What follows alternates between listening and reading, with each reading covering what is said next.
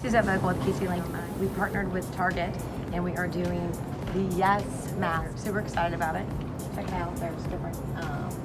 There's this one. This one.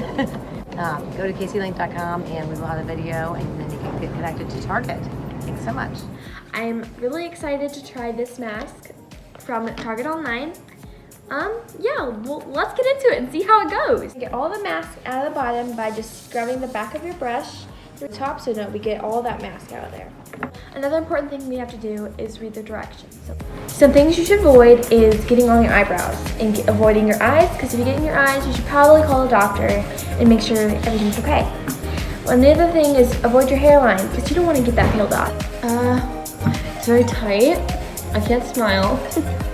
It's so tight right here. It's just ready to come off. You know, you gotta wait until it's all dry. That's how I know it. Rinse off any remaining pieces and moisturize. And that, get a peel off mask from Yes at Target. www.caseylink.com.